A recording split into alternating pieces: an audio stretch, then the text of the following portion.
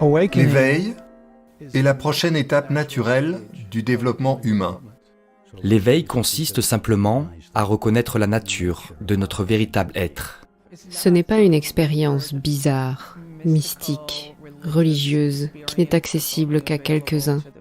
Elle est accessible à tout le monde. Ce que nous sommes essentiellement est déjà pleinement éveillé, pleinement conscient. Et c'est totalement illimité. Votre vraie nature est plus proche que le vous que vous pensez être. La conscience est la réalité ultime de l'univers. Nous pouvons dire que la prochaine étape pour la science est d'établir que la conscience est fondamentale. Qu'est-ce que l'éveil de toute façon? Que quelqu'un me l'explique.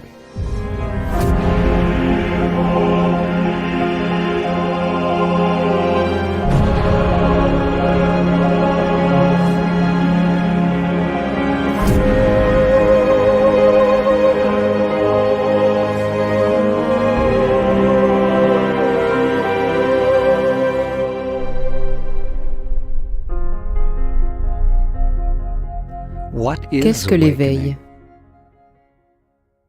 Que vous l'appeliez le vrai moi, le moi éminent, l'absence de moi, la nature de Bouddha, le Dao ou la conscience du Christ, cela n'a pas vraiment d'importance.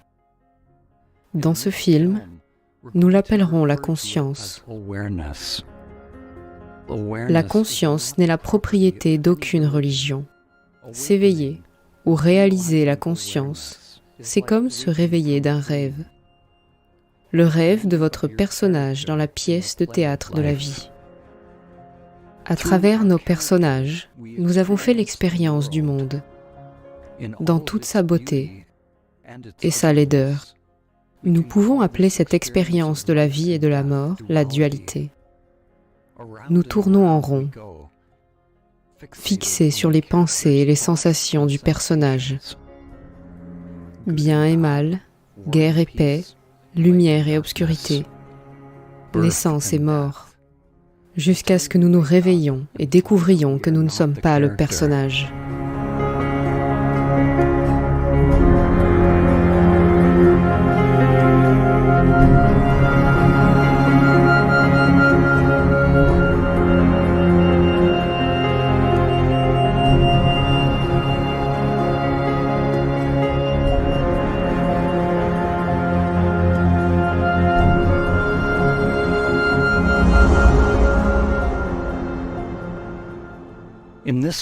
Dans ce film, nous vous invitons à faire l'expérience directe de votre vraie nature, à découvrir directement, et non pas intellectuellement, qui vous êtes.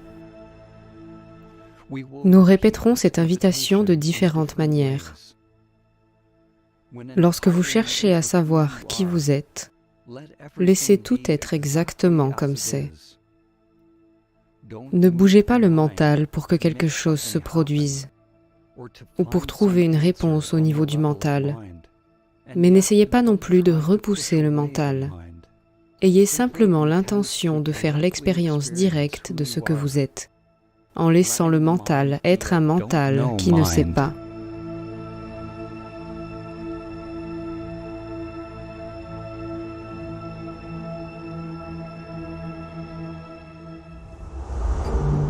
L'éveil est la réponse à tous les problèmes du monde, à tous les niveaux. Tous les problèmes du monde proviennent d'une illusion, l'illusion fondamentale du mental. Et cette illusion est que je suis ce personnage limité. Lorsque nous vivons à partir d'un petit moi séparé, il y a toujours une sorte d'insatisfaction perpétuelle. Il peut s'agir d'une grande insatisfaction, comme d'un traumatisme ou simplement d'un sentiment de fond. Quelque chose ne va pas, quelque chose n'est pas juste, il me manque quelque chose.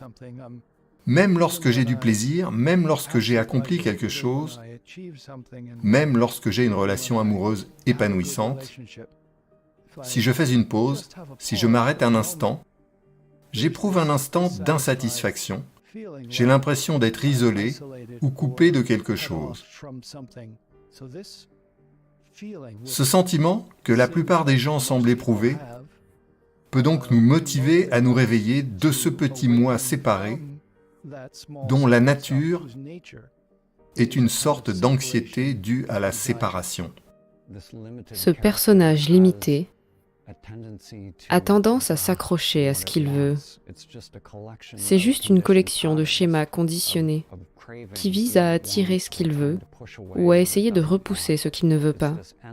C'est un processus sans fin, que l'on peut qualifier de principe de plaisir, qui consiste à rechercher le plaisir en évitant la douleur. Et si nous croyons que nous sommes ce personnage, ces schémas conditionnés, alors nous souffrons et nous créons de la souffrance dans le monde. Le monde devient un reflet de cette conscience égoïque. L'avantage de l'éveil est que vous souffrez moins et que les gens autour de vous souffrent moins. Il ne fait aucun doute dans mon esprit que ma connexion initiale avec ma compréhension de Dieu a été un éveil. Et à mes yeux, le plus grand réveil que j'ai jamais connu. C'est un peu comme si j'avais été endormi pendant 50 ans, marchant comme un robot, faisant simplement les choses qu'on m'avait appris à faire depuis l'époque où j'étais un jeune homme. J'avais une formule toute faite. Trouver la fille, trouver la voiture, trouver le travail, trouver la maison, trouver l'épouse. Une formule qui résumait ce que je pensais être le fonctionnement de la vie, jusqu'à ce que j'atteigne l'âge de 53 ans environ. Et je me suis rendu compte que la plupart de ces choses, notamment avoir réussi ma carrière, je me suis alors rendu compte que rien de tout cela n'avait d'importance. Je me suis réveillé vers l'âge de 53 ans et j'ai réalisé que tout cela n'avait pas d'importance, que rien de tout cela ne signifiait quoi que ce soit. J'ai été choqué de constater à quel point tout cela était littéralement inutile.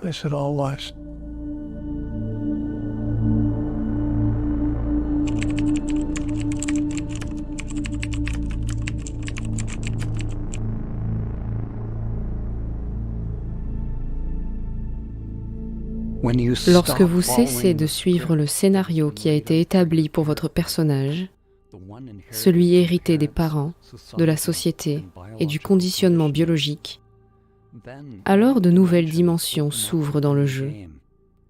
Le chemin s'ouvre. Mais il ne s'agit pas d'un chemin pour atteindre une destination quelconque. C'est un chemin sans chemin.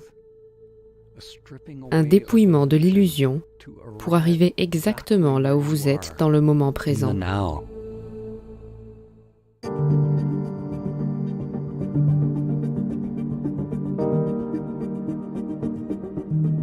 Je m'appelle Rupert Spira. Je parle de la compréhension essentielle et non duelle qui sous-tend toutes les grandes traditions religieuses et spirituelles.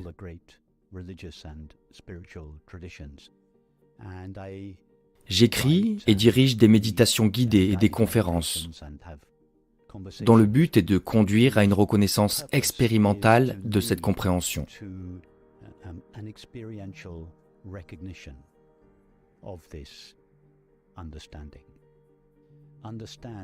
Comprendre que la paix et le bonheur auxquels nous aspirons tous par-dessus tout ne peuvent jamais, par définition, être trouvés dans l'expérience objective.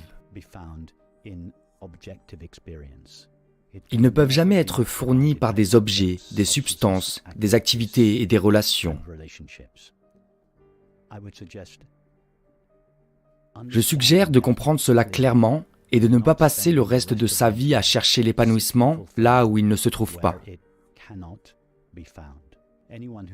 Toute personne qui regarde ce film le fait précisément parce qu'elle a compris, ou du moins eu l'intuition que la paix et le bonheur auquel elle aspire ne peuvent être trouvés dans l'expérience objective, et qu'elle a commencé à enquêter sur sa véritable nature.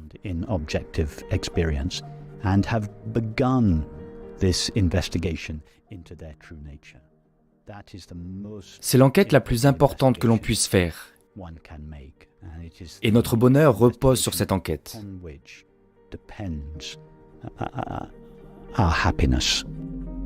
La plus grande question de ma vie, bien sûr, qui je crois est la question que la plupart des gens se posent tôt ou tard, est la suivante.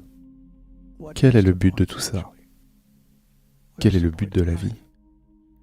À ma grande surprise, on m'a dit que le but de la vie n'avait rien à voir avec ce que je faisais. Il ne s'agissait pas de mon travail. Il ne s'agissait pas de ma carrière. Il ne s'agissait pas non plus de quoi que ce soit dans ma vie physique. C'était des aspects de ma vie, mais ce n'était pas le but de ma vie.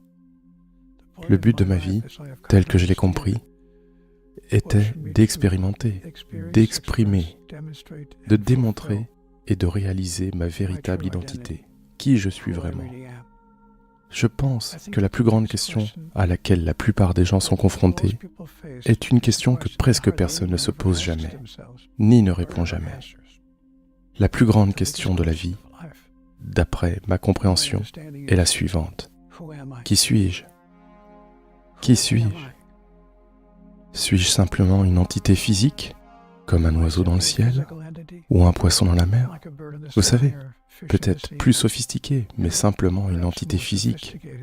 Je nais, je vis, je meurs. C'est le début et la fin. Ou est-ce possible, tout simplement possible, que je sois plus que cela ?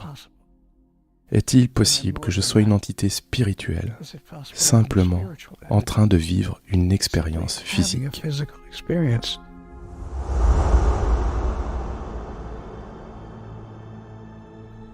Toutes les expériences de votre vie vous ont amené à cette question universelle. Qui êtes-vous ? Ne cherchez pas de réponse avec le mental. Laissez tout être exactement comme c'est. Qui est conscient du mental ? Ressentez tout ce qui vient. Qui est conscient de ses sentiments ? Vivez une expérience complète de tout ce qui vient à la suite de votre enquête.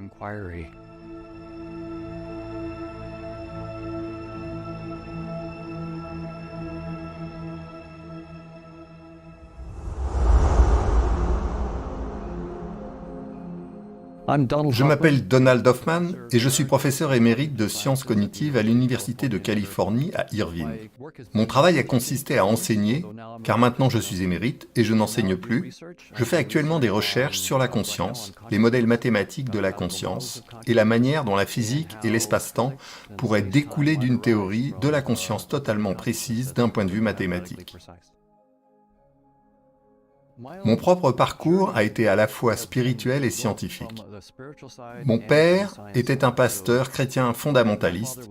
J'ai donc appris cela, vous imaginez, le dimanche. Et j'ai appris la science à l'école.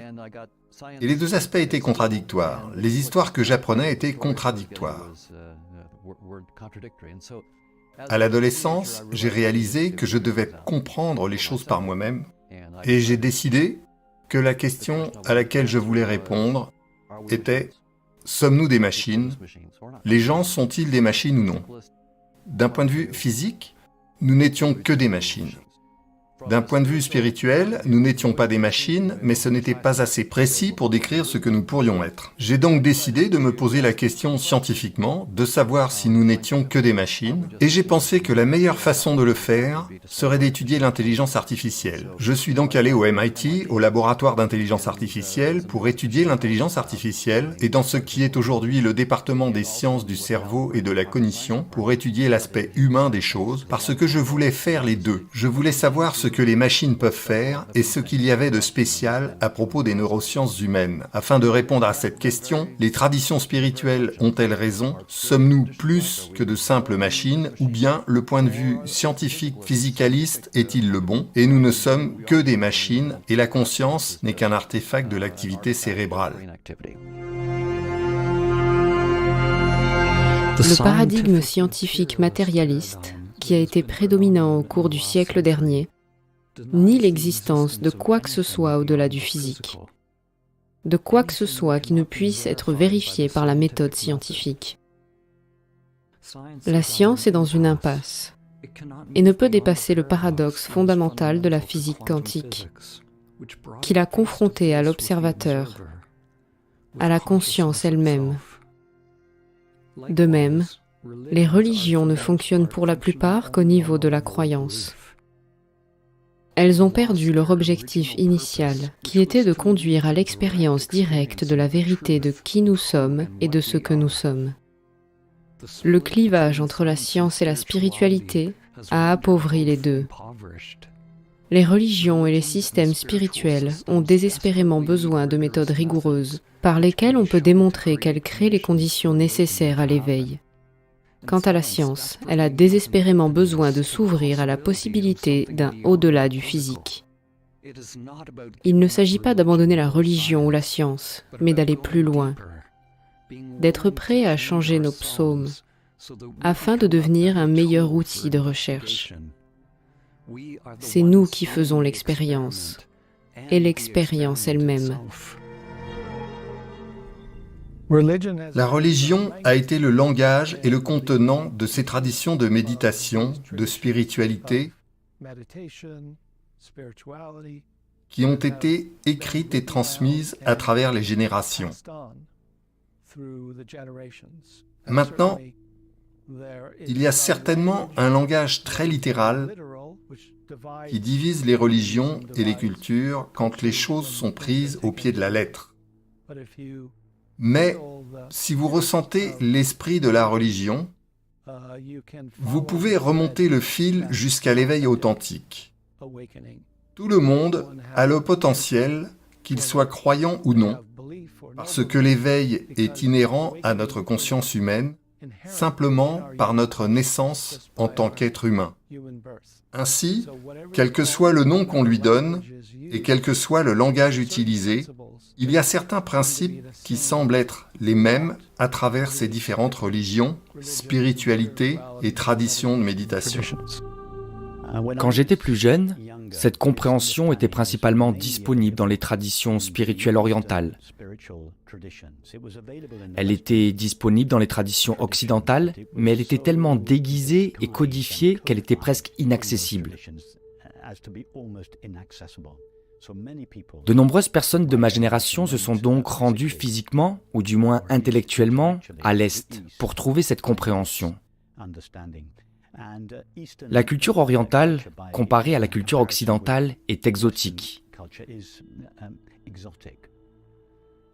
Cette compréhension a donc acquis une saveur exotique dans les cultures où elle s'est exprimée.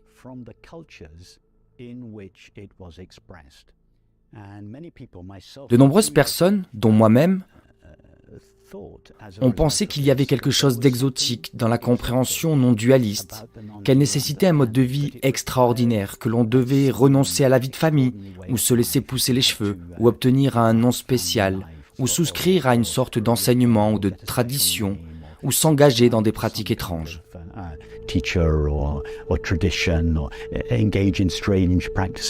Toutes ces choses qui n'avaient rien à voir avec une compréhension de base, mais étaient liées à la culture dans laquelle la compréhension s'exprimait à un moment donné.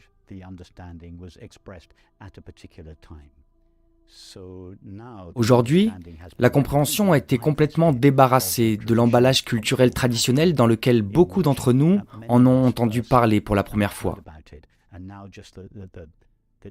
Et maintenant, la compréhension essentielle est disponible d'une manière qui nous permet de continuer à mener nos vies exactement comme elles sont.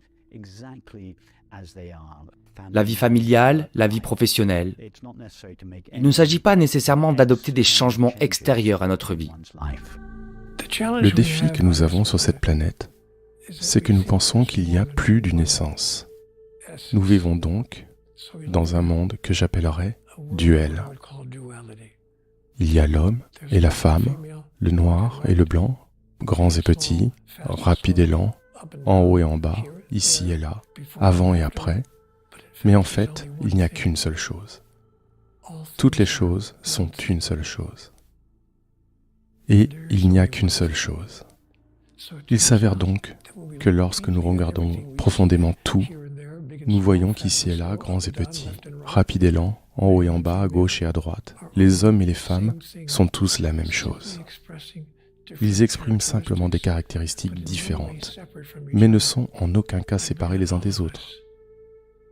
Je crois que chacun d'entre nous est individuation de Dieu.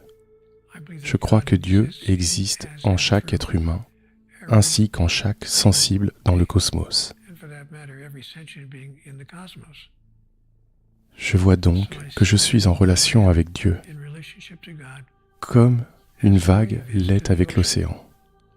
La vague n'est pas différente de l'océan, elle est simplement une émanation de l'océan, sous une forme individuelle. Et lorsque l'individuation est complète, la vague se retire dans l'océan d'où elle est venue pour surgir à nouveau, un autre jour. Je crois donc que nous sommes tous une individuation de la divinité. Et lorsque nous voyons tout comme divin, nous changeons notre relation avec tout. Et tout devient différent dans notre expérience. C'est ainsi que le monde change.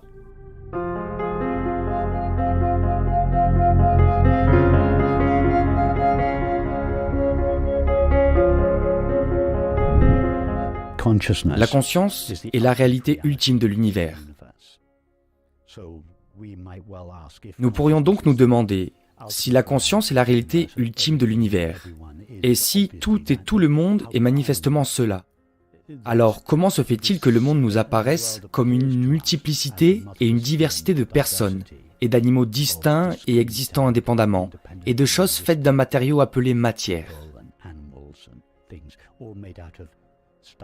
Comment pouvons-nous concilier cette affirmation selon laquelle la conscience est la réalité ultime de l'univers, alors que celui-ci nous apparaît comme une multiplicité et une diversité d'objets faits de matière? Les preuves que j'utilise pour suggérer que la conscience est fondamentale comportent plusieurs aspects. L'un d'eux est que la physique elle-même dit que l'espace-temps n'est pas fondamental. La théorie de l'évolution reconnaît également que l'espace-temps et les objets physiques ne sont pas une réalité fondamentale. Or, ces deux théories nous disent seulement que l'espace-temps n'est pas fondamental, elles ne nous disent pas ce qu'il y a au-delà de l'espace-temps. Mon argument est donc que ce que les physiciens trouvent au-delà de l'espace-temps, ce sont des structures mathématiques. Mais ce qu'elles représentent n'est pas vraiment clair. Qu'est-ce que ce domaine au-delà de l'espace-temps? Je propose donc que ce royaume au-delà de l'espace-temps concerne la conscience. Je suggère que la conscience infinie a la capacité de se manifester en de nombreux sujets d'expérience distincts. C'est-à-dire que tous les êtres sensibles, ou les personnes, ou les animaux, chacun d'entre nous est une localisation de la conscience infinie. Dans la conscience infinie, faite uniquement de conscience infinie, du point de vue de laquelle elle voit sa propre activité en tant que monde extérieur.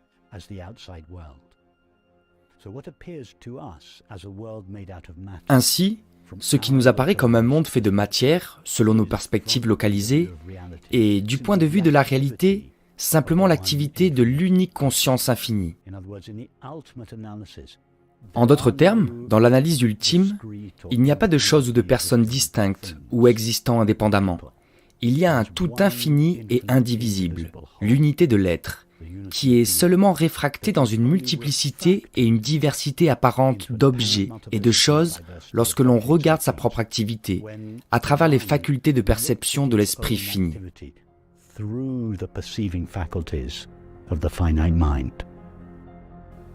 Si nous sommes éveillés, nous réalisons qu'il n'y a qu'une seule conscience déguisée en tous ces êtres différents sur la planète.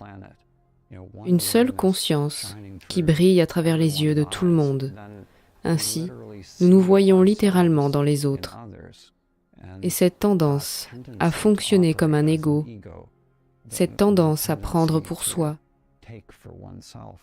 disparaît parce que nous réalisons directement la vérité. La vérité est que nous sommes tous une seule et même conscience.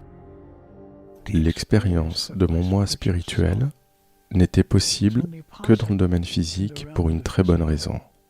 Parce que ce n'est que dans le domaine physique que le contraire est disponible. En d'autres termes, prenons un exemple simple. Si je voulais faire l'expérience de moi-même, comme je pourrais le dire métaphoriquement en tant que lumière, Je ne pourrais pas faire l'expérience de la lumière si je me retrouvais au milieu de la lumière et qu'il n'y avait rien d'autre autour de moi que la lumière, qui est une définition parfaite du domaine spirituel. Alors, j'arriverai à un domaine que j'appelle le physique relatif, où il y a quelque chose d'autre que la lumière. Parce que si je veux faire l'expérience de moi-même en tant que lumière, je me connais simplement comme tel, mais je ne peux faire l'expérience que là où il y a l'opposé de la lumière, dans ce cas l'obscurité. J'ai donc ramené cela au domaine physique, où la lumière et l'obscurité existent simultanément. Et alors, avec cette expression extérieure de moi-même en tant que lumière, je peux être qui je suis vraiment. Cette compréhension suggère que, derrière nos différences, nous sommes tous le même être. Pas un être similaire, mais nous sommes tous littéralement un seul et même être. Et l'amour est l'expérience ressentie de cette unité ou de cet être partagé. C'est un théorème de notre théorie, qu'il n'y a en fin de compte qu'une seule conscience. Nous avons donc cette dynamique de nombreux agents conscients, mais la théorie nous dit qu'en fin de compte, tous ces agents conscients ne sont que des projections d'une seule et unique conscience. Le paradigme actuel de la science, depuis des siècles, est que l'espace et le temps sont la nature fondamentale de la réalité. Ils sont irréductibles et constituent le fondement de tout. Avant Einstein, l'espace et le temps étaient considérés comme distincts. Aujourd'hui, l'espace et le temps, unifiés dans l'espace-temps, sont considérés comme la nature fondamentale de la réalité. La science a donc supposé que l'espace-temps et les objets dans l'espace-temps étaient la réalité fondamentale. Ainsi, par exemple, lorsque nous parlons de la conscience elle-même doit être, en quelque sorte, un produit des objets dans l'espace et le temps. Dans ce cadre physicaliste, l'espace et le temps et les objets physiques, sans aucune conscience, sont la réalité fondamentale.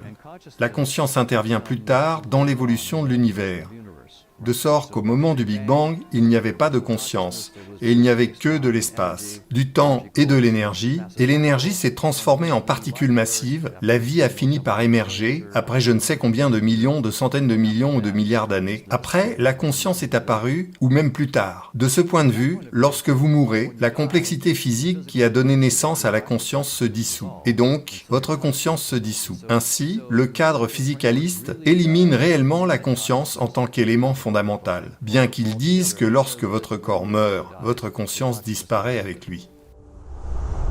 De cet autre point de vue, ce que j'ai fait avec mes collègues, nous avons utilisé la théorie de l'évolution pour souligner que c'est une implication de la théorie de l'évolution que l'espace et le temps ne sont pas fondamentaux.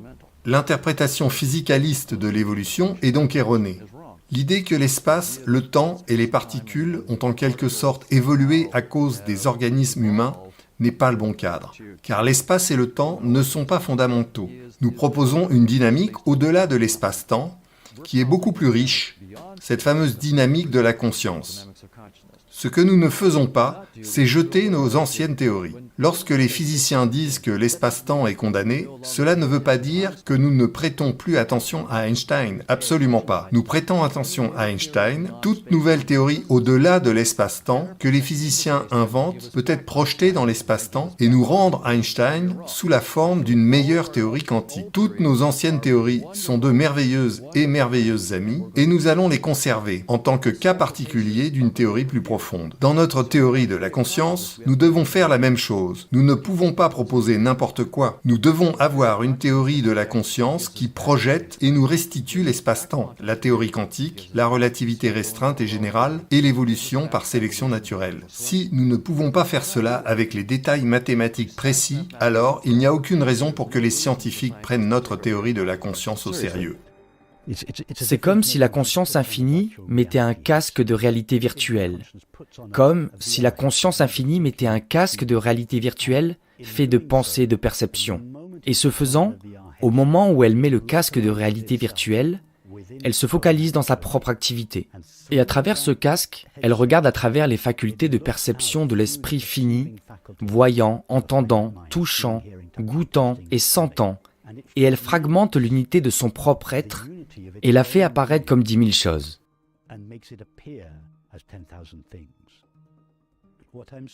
Ce que je dis, c'est qu'il y a beaucoup plus dans l'univers que l'esprit fini.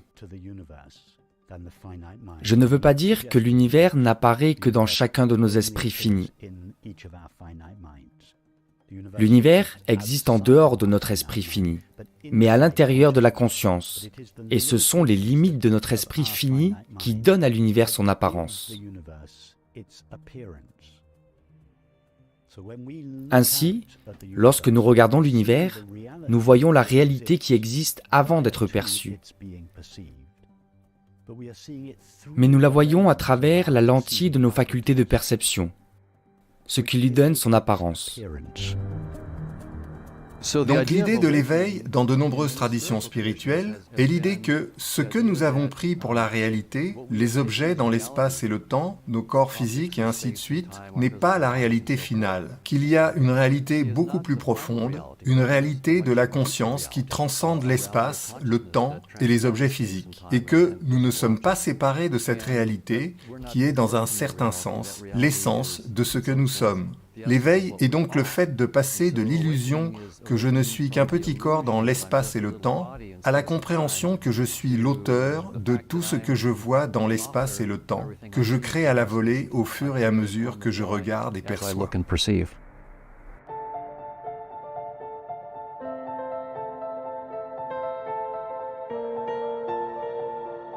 One becomes awakened by recognizing that. On s'éveille en reconnaissant que ce que nous sommes essentiellement est déjà pleinement éveillé, pleinement conscient, complet, entier, épanoui, en paix. C'est comme demander comment le soleil s'illumine-t-il. Sa nature est la lumière. Il est pleinement illuminé. La nature de notre être essentiel est déjà la paix et le bonheur. Ce n'est pas clair pour nous tous parce que notre être essentiel est tellement mélangé au contenu de l'expérience que la paix et le bonheur inné sont déterminés par l'expérience. Et pour cette raison, nous pensons que notre être essentiel a besoin d'être éclairé, alors que notre être essentiel n'a pas plus besoin d'être éclairé que le soleil n'a besoin d'être éclairé au petit matin.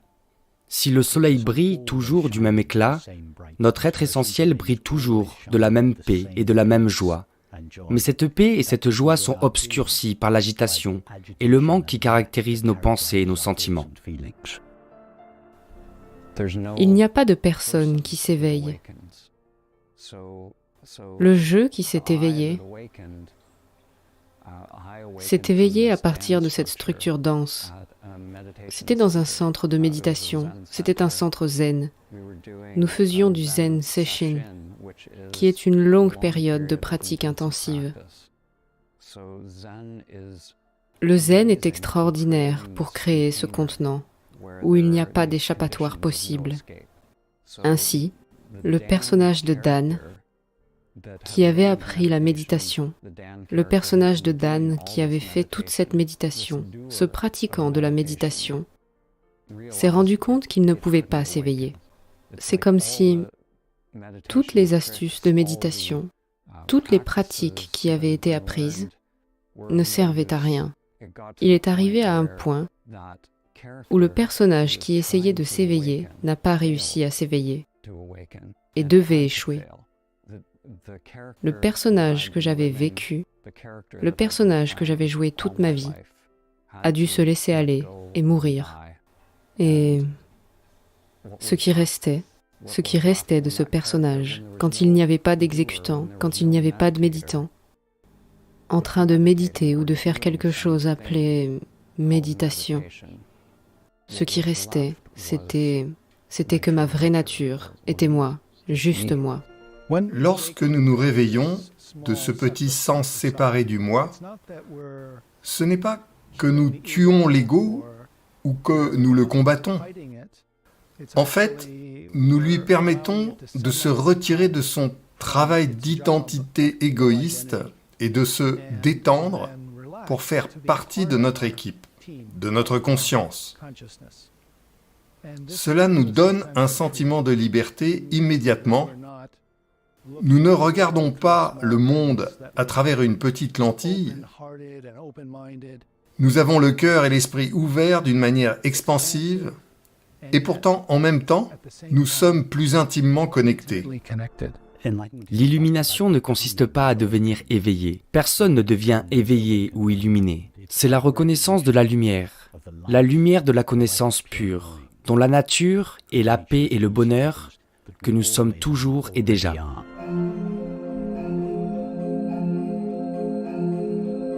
Je m'appelle Lisa Anatoly. Je suis connue comme enseignante spirituelle. J'enseigne la guérison, l'éveil et la transformation. L'éveil est la reconnaissance de notre vraie nature. C'est la réalisation de ce que vous êtes vraiment, c'est-à-dire la conscience. La conscience n'est qu'un des nombreux mots que les gens utilisent pour désigner la vie, l'amour, Dieu, la lumière. L'éveil à la reconnaissance du fait que je ne suis pas ce corps, que je suis ce qui ne meurt jamais et ce qui ne naît jamais. Et la façon la plus facile pour moi, c'était une idée très difficile pour moi. J'ai été sur le chemin spirituel depuis 1992. J'ai commencé avec un cours en miracle. Je l'ai étudié religieusement. Je veux dire que j'étais quelqu'un qui s'était tellement engagé à me connaître Dieu, s'éveiller. Je n'y arrivais pas. Parce que je croyais que l'éveil était quelque chose de mystique, que quelque chose se produirait, et que ce serait comme Jésus, ou Bouddha, ou tous ces maîtres éclairés. Et cela ne se produisait pas pour moi. Je ne comprenais pas pourquoi j'étais si engagée. Et j'avais des profonds moments de paix, de bonheur et de joie, tout en continuant à lutter. J'ai commencé à réaliser la simplicité de notre vraie nature, qui est la conscience. Donc, pour ceux qui m'écoutent en ce moment, la conscience qui entend cette voix, c'est ce que nous sommes. Et elle n'a pas de lieu, elle n'a pas de sexe, elle n'a pas de couleur, elle n'a pas de corps, et elle est totalement illimitée. L'éveil est donc le moment où nous nous éveillons à notre véritable nature, où nous nous rendons compte que je suis la conscience de cette expérience en ce moment même, au moment où je suis ici. Et c'est tellement ordinaire que cela nous échappe, où nous pensons que cela ne peut pas être aussi simple. La reconnaissance de notre vraie nature ne conduit pas au bonheur. C'est le bonheur, la nature de l'être et le bonheur lui-même. Car la reconnaissance de notre vraie nature est l'expérience du bonheur.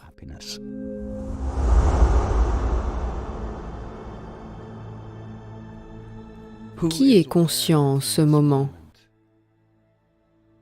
Le mental cherchera quelque chose ou essaiera de le compliquer. Vous êtes déjà ce que le mental cherche. Le mental le manquera toujours. Ne cherchez donc pas de réponse dans le mental. Ne repoussez pas vos pensées et ne vous laissez pas piéger par elles. Laissez simplement tomber l'intérêt ou l'attachement aux pensées, aux idées et aux croyances. Ayez l'intention de faire l'expérience directe de ce que vous êtes. N'essayez pas de nier l'esprit ou d'atteindre un certain état. Toute action, toute manipulation, tout mouvement est davantage contrôlé par le mental. Permettez au mental d'être tel qu'il est.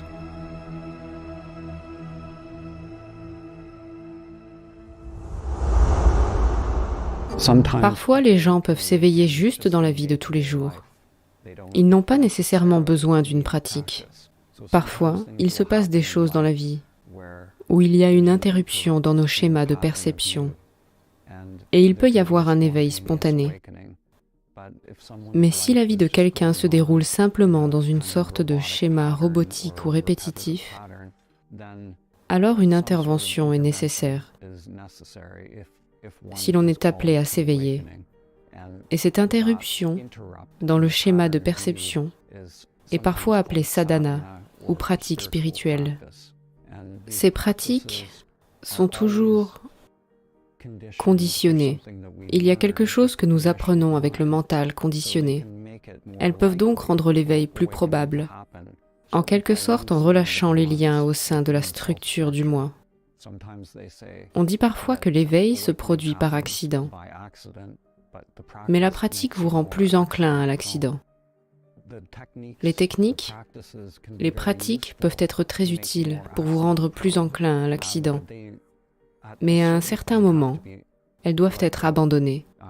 Parce que si le mental est continuellement en train de faire une pratique ou quelque chose, c'est lui qui tient les rênes. C'est le mental qui est aux commandes. Les pratiques sont donc utiles, très utiles, en tant que tremplin pour rendre la structure du soi moins dense, pour ainsi dire, ou pour alléger la structure du soi, afin qu'elle devienne plus perméable à notre vraie nature. Le paradoxe de la pratique est que lorsque vous vous éveillez enfin, vous réalisez que toutes les pratiques étaient effectuées par le faux moi, le personnage du jeu de réalité virtuelle, et que vous, le vrai moi, n'y a jamais été lié. Tout ce que vous avez à faire, c'est d'abandonner les préférences de l'ego, d'abandonner la fixation sur les choses. Tout ce qui se trouve dans le champ des phénomènes changeants n'est pas le vrai moi. Le vous que vous pensez être, le vous auquel vous avez toujours été identifié, ne s'éveillera jamais. Vous vous réveillez de ce personnage. Vous vous réveillez de l'illusion que vous êtes ce personnage conditionné. Ainsi, lorsque les gens viennent à ces retraites, ils pensent que ce petit moi va s'éveiller et qu'une grande chose va se produire. Mais à un certain moment, ils réalisent que ce petit moi n'y arrivera jamais. Il doit abandonner, il doit échouer. Et ce n'est que dans cet échec que nous réalisons qui nous sommes. Nous nous rendons compte que nous avons toujours été conscients, que nous avons toujours été présents. Nous nous sommes juste accrochés à ce personnage et nous avons cru que nous étions cela.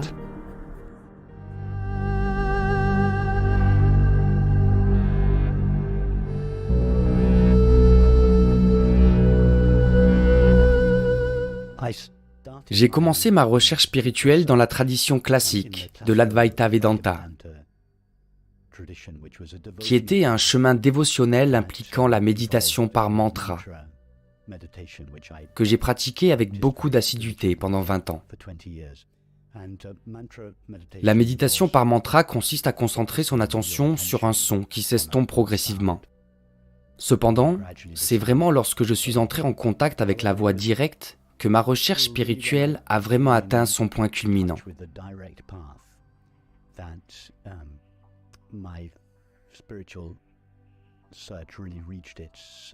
Parce que dans cette approche directe, nous ne donnons pas notre attention à un objet quel qu'il soit, subtil par exemple, que ce soit un mantra, un son, la respiration. Nous permettons à notre attention de s'enfoncer vers l'intérieur ou vers l'arrière dans sa source.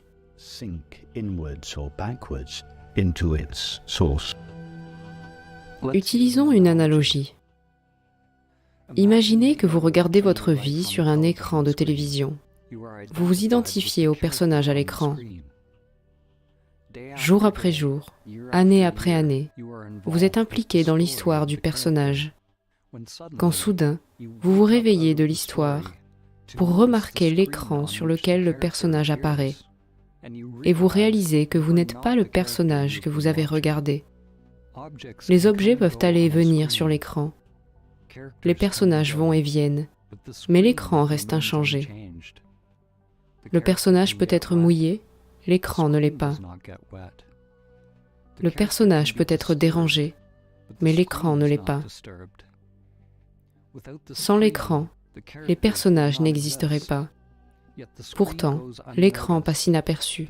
Les personnages poursuivent leur vie scénarisée. La conscience est comme l'écran. C'est comme l'espace dans lequel toutes les pensées, tous les mouvements, tous les états de conscience vont et viennent. Les pensées, les sensations et l'entièreté du monde extérieur apparaissent sur l'écran. Elles changent constamment, mais l'écran ne change pas. C'est le mental qui change d'état au cours de l'expérience humaine. Mais il y a quelque chose dans ce que vous êtes qui demeure, quelque chose qui est conscient de ces changements d'état. Et c'est la conscience, ou votre vraie nature. Tant que l'on s'attache à un personnage sur l'écran, que l'on a le sentiment d'être ce personnage, il y aura de la souffrance, la maya, l'illusion du soi. Rien de ce que vous pouvez faire en tant que personnage de rêve ne vous aidera à vous libérer. Que vous suiviez le scénario du drame de votre vie, ou que vous vous rebelliez contre le scénario, si vous agissez du point de vue du personnage, vous êtes pris dans l'illusion. Pour vous éveiller, arrêtez de vous identifier avec ce qui est affiché sur l'écran. Reconnaissez que tout est impermanent. Arrêtez de réagir aux pensées et de considérer le programme comme réel. Si je retire mon attention de l'écran, en tournant la conscience vers elle-même, une chose insondable se produit. La conscience elle-même se réveille. Il ne s'agit pas d'un événement. L'événement est ce qui se produit sur l'écran. L'éveil consiste simplement à reconnaître l'écran qui a toujours été là. Ne croyez pas votre prochaine pensée. Au lieu de cela, tournez votre conscience vers la conscience elle-même.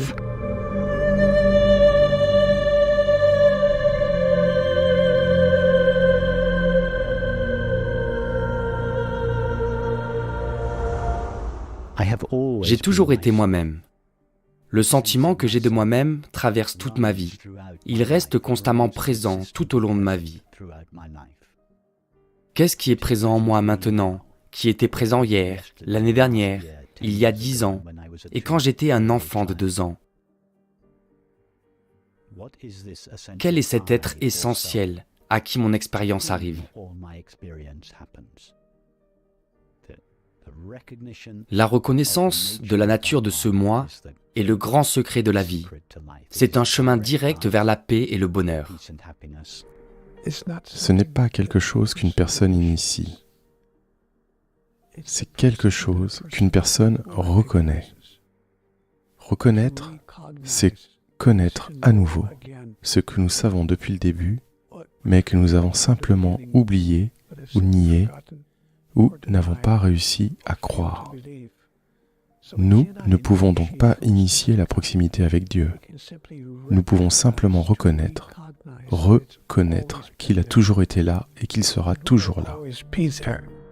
C'est seulement cette direction vers l'éveil, cette ouverture à ce qui est déjà là, qui m'a permis de trouver une nouvelle façon d'être, un nouveau stade de développement. Beaucoup de gens pensent que c'est un objectif impossible ou hors de portée de connaître le soi. Et mon propre but, en tant qu'enseignante, juste grâce à mon propre éveil, a vraiment été de rendre cela très pratique, très terre-à-terre.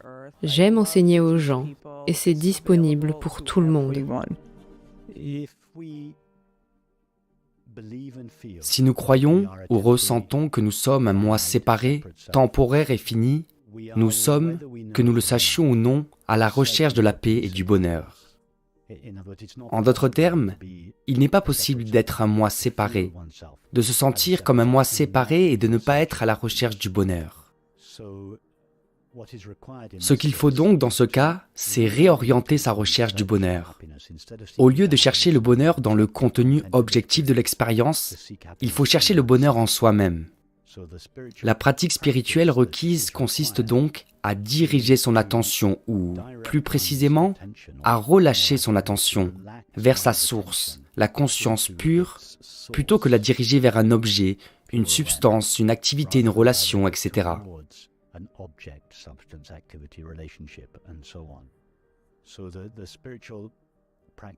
La pratique spirituelle, si nous pouvons l'appeler une pratique, serait donc ce relâchement de l'attention, l'affaissement ou l'attention au cœur de la conscience. Se reposer dans l'être en tant qu'être. L'amour. L'amour pur est mon vrai moi, ma vraie nature. L'amour pur pour tous et pour tout, pour chaque aspect de la vie, même les choses avec lesquelles je ne suis pas d'accord. Pour celui qui a reconnu la nature de son être, il sait que son être est la source de la paix et du bonheur auquel il aspire. Le monde ne devient donc plus un endroit où il cherche le bonheur, l'accomplissement.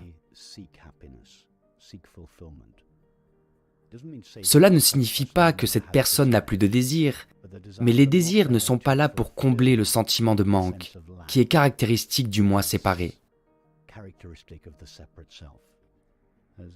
Une telle personne a trouvé la source du bonheur en elle-même, et ses désirs découlent de ce sentiment de bonheur. Ils ne vont pas vers lui. Par exemple, dans le domaine des relations, cela fait une grande différence dans nos relations. Nous ne cherchons plus un autre pour satisfaire nos besoins.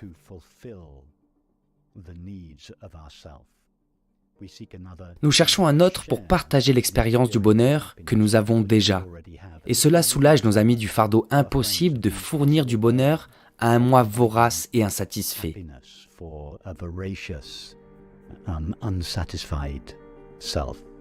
Il ne se passe rien dans ma vie qui ne m'a apporté de bénéfices ou ne m'apportera de bénéfices, dans le sens où chaque moment, chaque activité, chaque résultat me fait avancer dans le processus d'évolution de mon âme. Et c'est pour cela que je suis venu ici, dans ce monde physique, pour évoluer.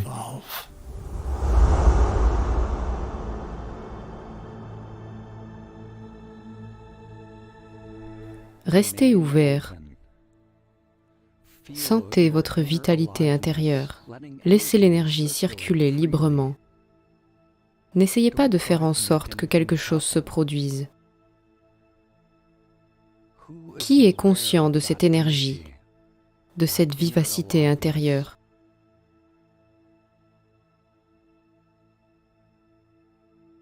Remarquez la tendance du mental à contrôler et à manipuler, à s'impliquer, sans utiliser votre mémoire ou votre langage. Qui êtes-vous? Au-delà du mental et des sens, qui êtes-vous? Qui est conscient?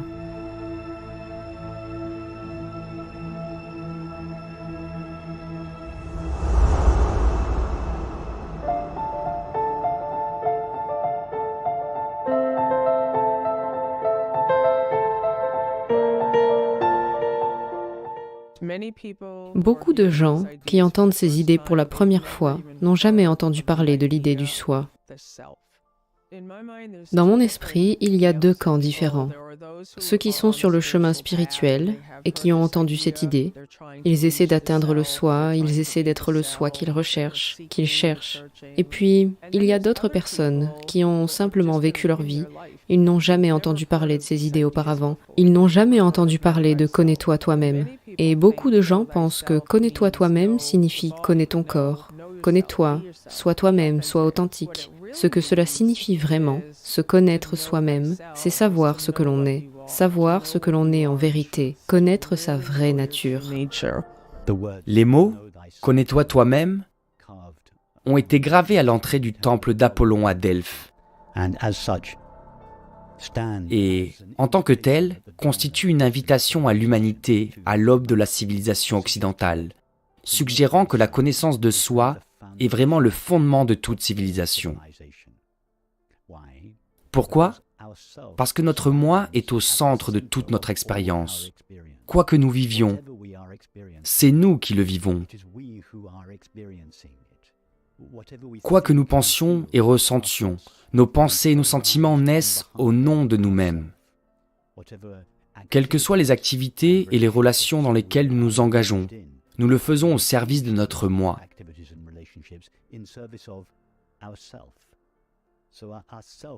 Notre moi se trouve donc au centre de notre expérience. Qu'y a-t-il de plus important que de connaître la nature de notre propre personne? Et comment serait-il possible de connaître la nature de quoi que ce soit d'autre si nous ne connaissons pas d'abord la nature de ce qui le connaît?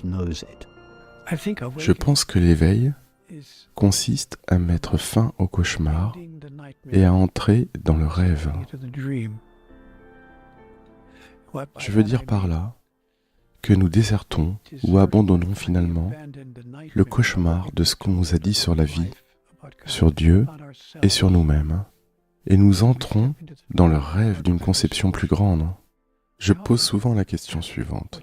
À quoi ressemblerait votre vie si vous vous retrouviez à entrer dans la pensée la plus haute, la plus grande, la plus merveilleuse que vous ayez jamais eue à propos de Dieu, de la vie et de vous-même? Cette reconnaissance de notre vraie nature n'est pas seulement celle qui met fin à notre désir de bonheur dans le monde. C'est aussi celle qui nous permet de vivre d'une manière cohérente, avec la compréhension qu'au niveau le plus profond, tout et chacun est un.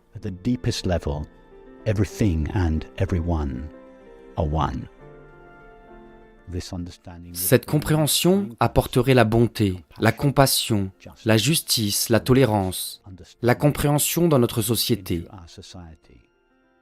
Notre société serait révolutionnée par cette compréhension. Lorsque l'humanité abandonne les approches basées sur l'ego, la science, la religion, la politique et l'économie commencent à refléter la sagesse pérenne. Qu'il s'agisse des traditions autochtones qui réalisent le grand esprit en toutes choses, ou les traditions égyptiennes kémitiques qui décrivent le voyage de l'évolution humaine depuis le modeste scarabée jusqu'à une source unique, ou lorsque nous entendons les paroles des mystiques des traditions chrétiennes, hindoues, musulmanes ou bouddhistes, ou les enseignements de Platon et de Plotin, nous constatons que ceux qui ont réalisé leur véritable nature parlent de groupements d'agents conscients, en utilisant bien sûr le langage de leur culture et de leur époque pour exprimer l'unique vérité pérenne. La science commence maintenant à voir non pas un monde de particules et de champs inconscients, mais un univers composé d'agents conscients. Quelque chose de nouveau est en train d'émerger dans le monde de la science. Comme l'a dit Nikola Tesla, le jour où la science commencera à étudier les phénomènes non physiques, elle fera plus de progrès en une décennie qu'au cours de tous les siècles précédents de son existence. Ce jour-là, c'est aujourd'hui.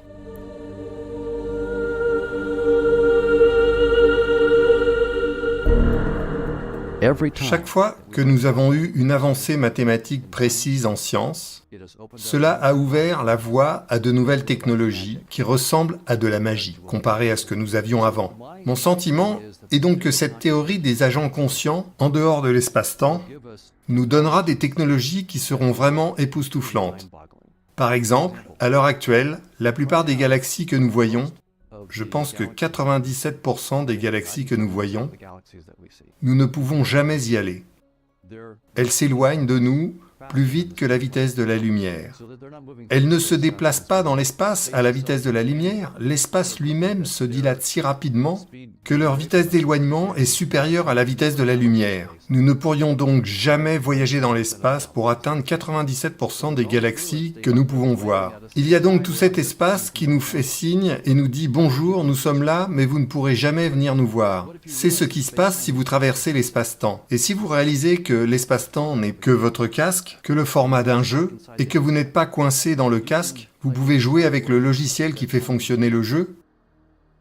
C'est comme quelqu'un qui joue à grand six photo. Vous êtes un magicien de grand six photo. Dès que vous savez comment utiliser la voiture et conduire sur la route, et vous pouvez battre tout le monde dans le jeu. Mais supposons que vous connaissiez le logiciel qui fait tourner grand six photo, et que vous sortiez de ce casque de grand six photo, et que vous puissiez jouer avec le logiciel. Eh bien, vous pouvez enlever l'essence du réservoir des autres, vous pourrez leur crever un pneu, vous pouvez changer la géométrie des routes, vous pouvez faire tout ce que vous voulez. Donc, une fois que nous aurons compris notre casque spatio-temporel, au lieu de nous rendre dans la galaxie d'Andromède à travers l'espace-temps, ce qui nous prendrait 2,4 millions d'années, nous pourrons simplement contourner l'espace-temps.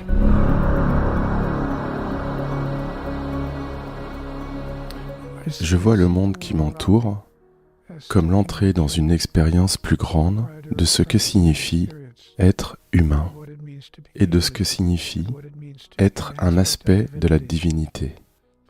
Mais je ne pense pas que nous disposions d'un temps infini. J'ai le sentiment que le temps est compté, que c'est maintenant ou jamais. Je pense que nous sommes sur la bonne voie. Je suis optimiste. Grâce aux possibilités que nous avons aujourd'hui dans le monde de communiquer des idées puissantes et importantes, des moyens que nous n'avions pas il y a encore quelques années. Il est possible que nous atteignions cette masse critique, que nous l'atteignions avant que notre temps ne soit écoulé. Mais nous nous trompons si nous pensons que nous disposons d'un temps infini sur cette planète. Lorsque chaque individu se désidentifie de son personnage conditionné, alors il n'agit plus en tant qu'entité égoïque. Et cela apporte une transformation sur la planète.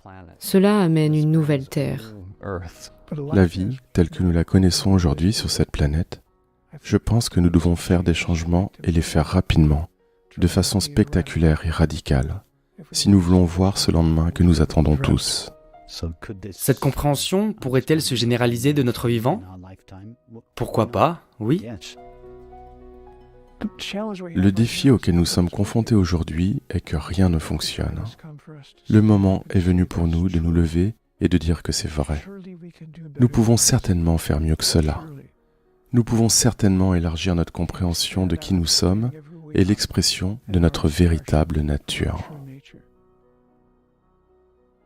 Nous devons prêter attention à notre environnement, à notre politique, à notre économie et à notre processus spirituel sur cette planète. Car le problème du monde aujourd'hui, ce n'est pas un problème politique, ce n'est pas un problème économique, ce n'est pas un problème social, c'est un problème spirituel. Il s'agit de savoir dans quelle mesure nous sommes déterminés à accéder à la vérité spirituelle la plus élevée. Il ne s'agit pas d'une philosophie New Age.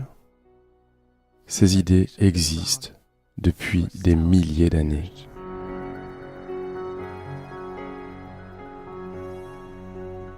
La sagesse pérenne a été exprimée à travers d'innombrables traditions et cultures. Tout comme la conscience elle-même, elle a toujours été cachée à la vue de tous.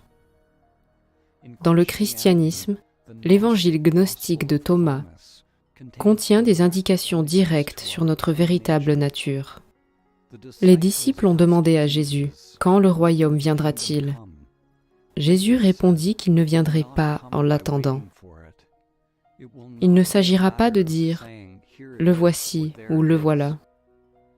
Le royaume du Père est plutôt répandu sur la terre, et les gens ne le voient pas. Le royaume n'est pas ici ou là. La conscience n'est pas ici ou là. Il n'est pas fixé dans le temps et l'espace. Si vous attendez que quelque chose se produise, un événement extérieur, un état, une ascension, une guérison ou une énergie, votre esprit conditionné est toujours à la recherche. Il est toujours en train de chercher un intermédiaire avec votre expérience du moment présent. Dans le bouddhisme, on dit que le samsara, le monde de la souffrance, et le nirvana, le monde de la libération, ne sont pas deux mondes distincts. Ils ne font qu'un. Nous ne manipulons ni ne changeons les choses pour parvenir à une réalité mystique. Lorsque nous nous éveillons, la perfection du monde se révèle directement telle qu'elle est.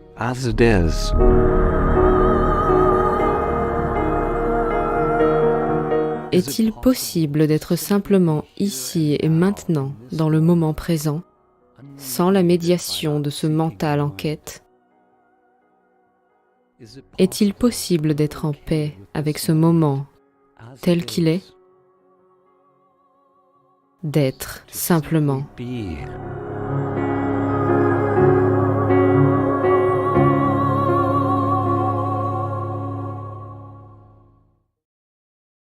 Si vous souhaitez soutenir mon travail pour me permettre de le poursuivre, n'hésitez pas à vous abonner, partager, rediffuser cette vidéo et à faire un don sur Tipeee ou Liberapay, car l'intégralité de mes contenus est et restera gratuit. Je ne peux donc pas continuer sans votre soutien. Merci à tous et à très bientôt.